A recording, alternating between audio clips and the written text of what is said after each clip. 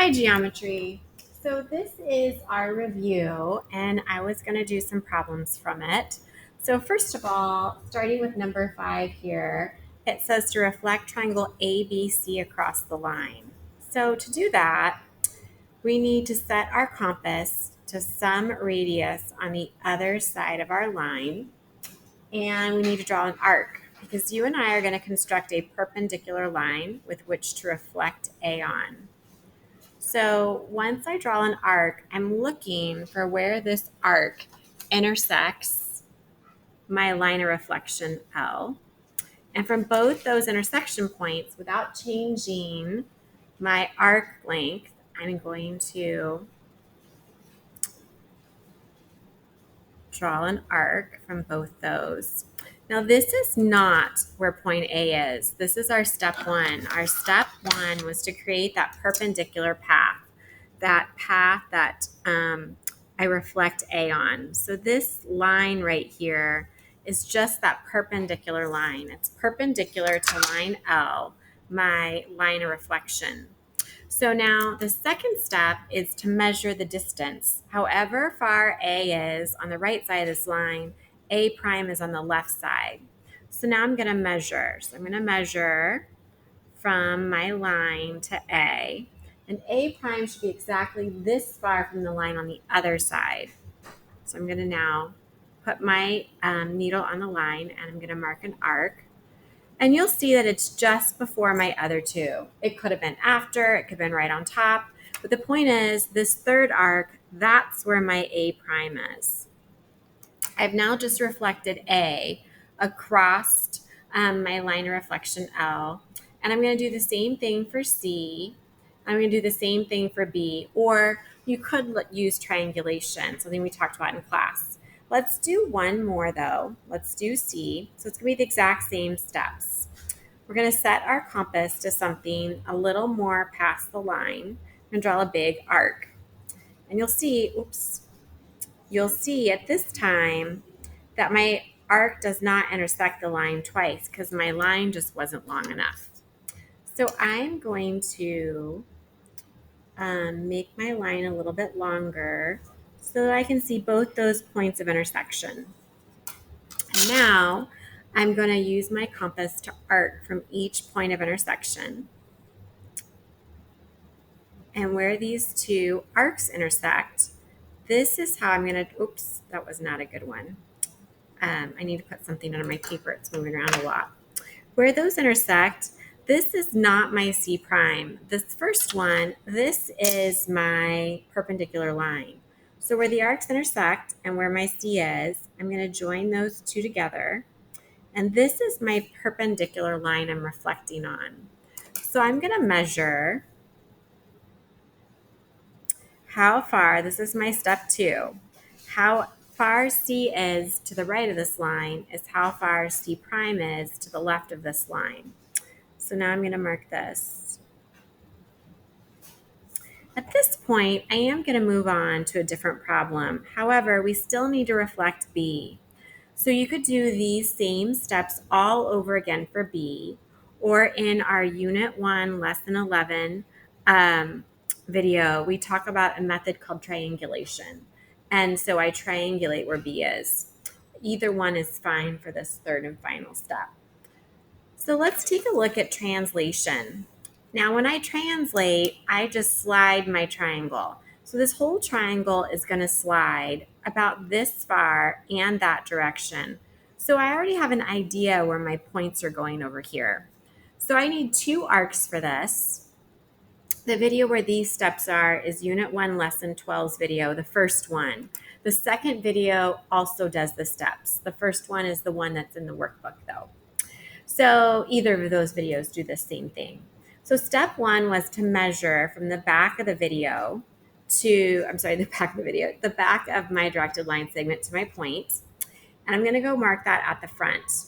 A nice good size arc in the general area I know C is going to. C is sliding up this way. This arc is helping me keep that tight sliding distance the same between the back of the vector and the front of the vector. So my second arc is my distance arc. That's the one where I measure the distance of my directed line segment, my vector. And now I go mark this from the point. C prime should be exactly this far from C. Where my two arcs intersect is my C prime. So let's do this all over again for B.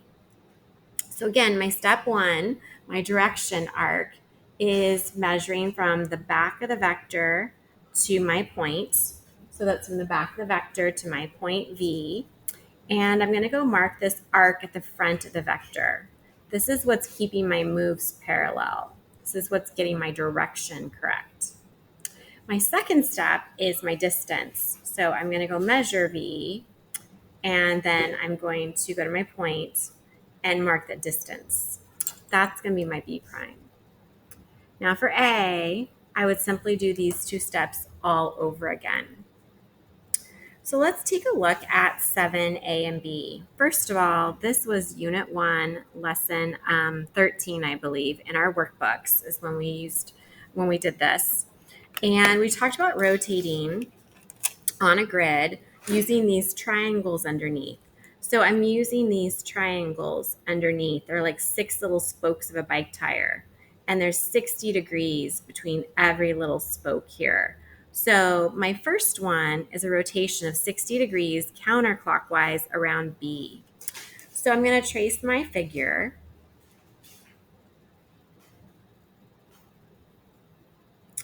And I'd like to go 60 degrees counterclockwise. So first of all, counterclockwise will be the opposite of a clock. So I'm rotating around B in this manner right here. I'm rotating opposite of a clock.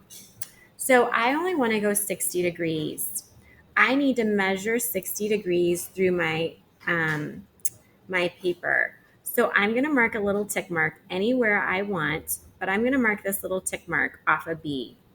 I'm going to focus on this little tick mark for just a moment. I'm going to rotate this little tick mark 60 degrees. When I get done moving it, I've also rotated my figure 60 degrees. So let me put that back and talk about it again. I'm going to make a little tick mark on one of my 6 spokes. It doesn't really matter which spoke you use, but on one of my little spokes, I'm going to make a tick mark. I'm not going to focus on this and move it 60 degrees. That's one click to the other side of this triangle. So I'm going to hold tight on my grid, and I'm going to move that until it's on the next triangle.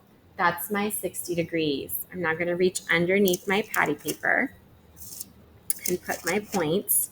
And I think this is the one, isn't it, that I forgot to label all the points.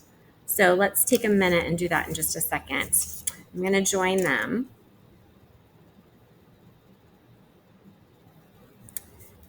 With my protractor.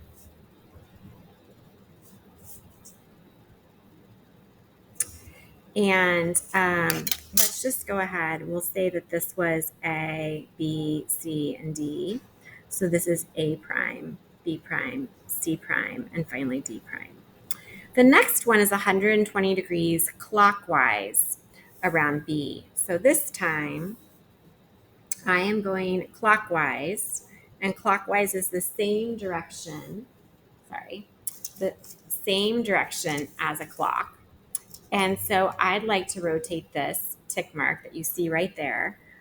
Or I could use a fresh one if it's getting a little too messy. You could do a new tick mark. I'm going to focus on this tick mark. I'm going to move it 120 degrees clockwise. That's 2 clicks. So this right here is 60 degrees clockwise. And now I'm going to go to the other side of this triangle that I see through my patty paper. And that's my 120 degrees. So let's look at that again. So I line up my figure and I focus on a tick mark, any one of the 6, it doesn't matter. And I rotate it once to get to my 60 degrees. And then I rotate one more click to get to my 120. And then I simply lift up my paper. I have my point here, my point there, and my point there. So I'm going to go grab my protractor and connect them.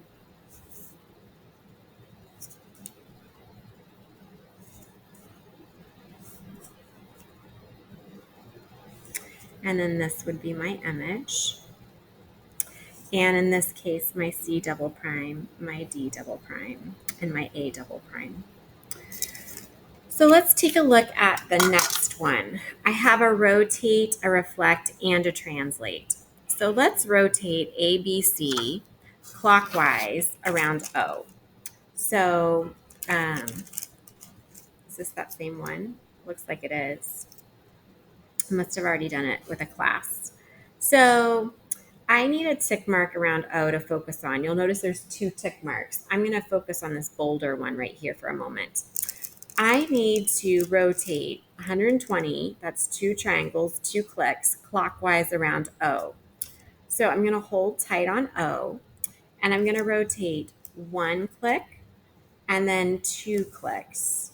And then this is where my answer would be. So again, if I could move this back, I'm looking at moving this tick mark to the other side of one triangle through my paper, to the other side of the second triangle through my paper.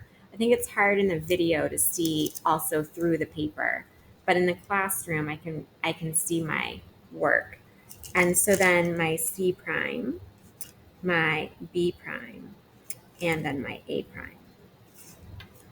And please use your protractor. I'm just saving a little bit of time here to connect them.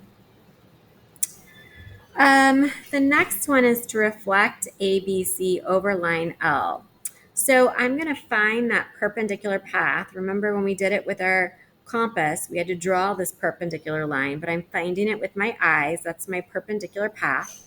It's exactly 2 triangles on here. So my A prime is exactly 2 triangles on the other side. This is 1, 2, 3, 4, 5 triangles to find that perpendicular path. So I'm going to go 5 triangles, 1, 2, 3, 4, 5 triangles on the other side. And the same with B to move him over. And I believe these are the double primes. And I, of course, would connect them with my protractor to make a nice crisp line.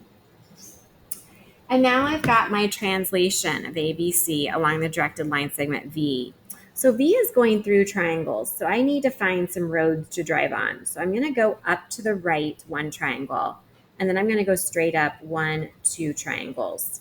And that's how I'm going to get from the same point to this finish line. I'm finishing where the arrow is pointing to. So let's start here with B. I'm going to go up 1 to the right and then straight up 2. That's going to be my B double prime. And then I'm going to go up 1 to the right for C and then straight up for my C double prime. I'm going to go up 1 for A and then straight up 2 for my A double prime. Again, I would use a protractor to get these nice and straight, but I'm trying to save a little bit of time. And that's how I get my translation. So let's take a look at the back side, shall we? This first one says to go look at pages 82 and 101 in our book. So that's where you're going to get some help with a similar type of problem. So it says plots point A and B so that when reflected across line M, they will stay in the same place. Well, we learned in class that that means that they must be on line M. So A and B could be anywhere on line M. Anywhere on line M. That's when I reflect it. If I fold this paper on M, they're going to stay in the same place. So plot C and D so that when reflected across M, they'll move. Well, now they can be anywhere not on line M. So if I put C here and I reflect it across line M, the reflection C prime will be over in this area somewhere. And if I put D down here and reflect it across M, then D prime would be somewhere right here. So now you want to put your C and D anywhere not on line M. So 9C says plot point E so that a 180-degree rotation, that's halfway around, with center P and a reflection in line M will take the M edge to the same place. So I want a reflection and a rotation ending at the exact same place. Let's just look at C for a moment. When I reflect C over, C prime is there. But if I rotated C around P, C prime 180 degrees would be somewhere in this third quadrant. That's not the same place. So we learned in class, I believe it was on page 101. I'm just looking for a different color to distinguish this E.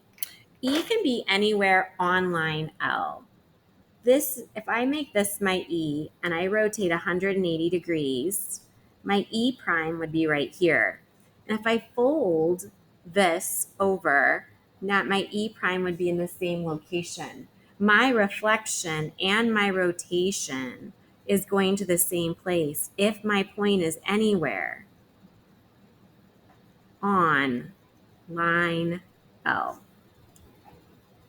So for number 10, I would do a rotation of 300 degrees counterclockwise on this graph right here. Draw your answer and use it to help pick your answers down below. Number 11, AC, that's AC, and BC are congruent because why? Well, this is a radius of circle A, and B is a radius of circle B. So they are congruent because they are radii of two congruent circles. A and B are congruent to each other. They go through each other's center, but they are two different circles. Now, AC and AD, these are both radii of circle A. They have the same center A. So these are radii of of the same circle. This is our Unit 1 Lesson 1 notes if you need to look back at it.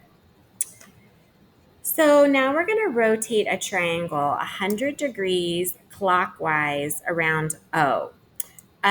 So these notes are on the front page of our review packet. And step 1 was to do my path, my circular path. So let's start at C. C is going to go around O in a circular path. So I need to put my needle on my center and my pencil on C. And I'm now going to rotate I don't have to go all the way around, but you know what I forgot to talk about is thinking about where my answer is going to be. So for example, I know all the way down here, all the way across O, that's 180 degrees. I know half of that would be 90. So I know my answer is going to be somewhere in this area. So my arc probably needs to go at least into this area right here. So now I have my path. Now I have to measure 100 degrees clockwise. So let's connect O to C. And let's measure 100 degrees on this line. So I'm going to put my O in my center. I'm going to line up my black line on my compass with my blue line, and it's pointing at C. So now you might wonder which numbers to use. Well, we learned in class that on my protractor, my numbers, if I could slide this over, my numbers in the clockwise direction, 10, 20, 30, they're correct across the top when I'm going clockwise from my left to my right. So I use the numbers on top when I'm rotating clockwise. And down here at the bottom, when I rotate counterclockwise, these numbers are correct and counting up. So I use those numbers when I'm going counterclockwise. But this is pointing at 0, and 10 is my first number.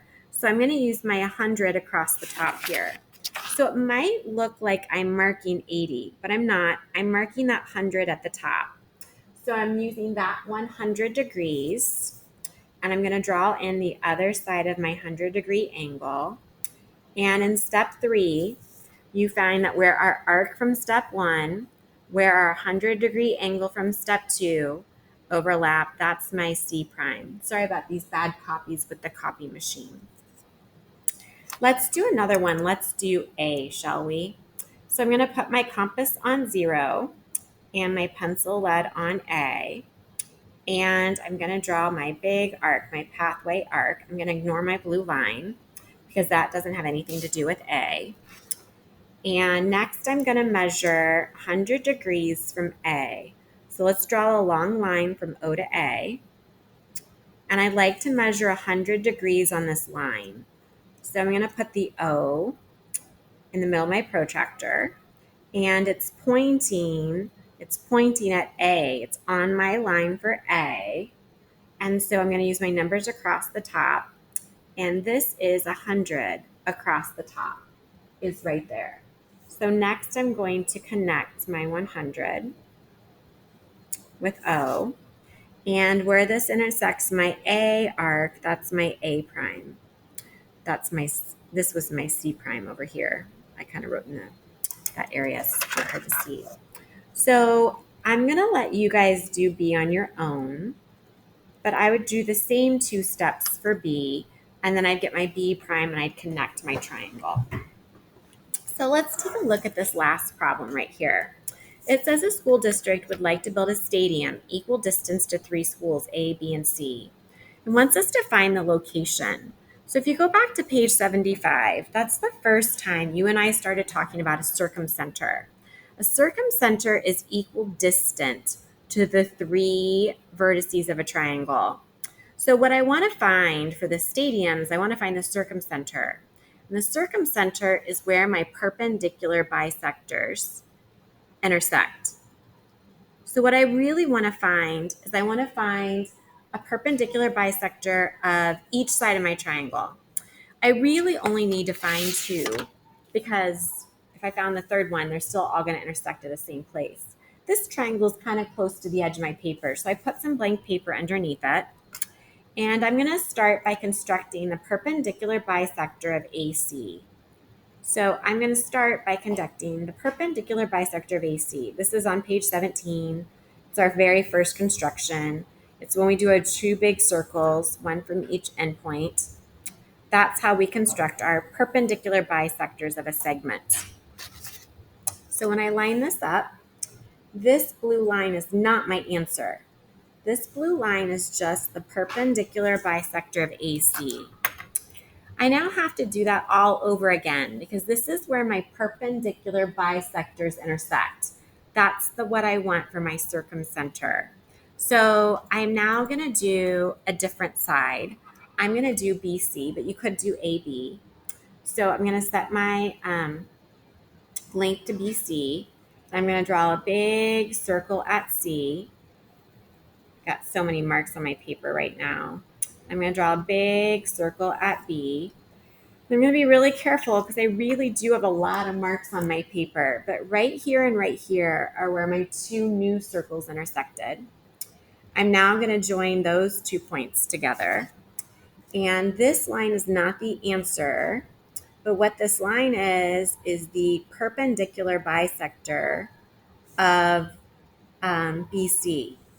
And where my blue line and my pink line intersect, where my perpendicular bisectors intersect, that's my answer. That's my circumcenter. That's my point O, labeled it O, and it's called the circumcenter. And the circumcenter is equidistant to all 3 vertices.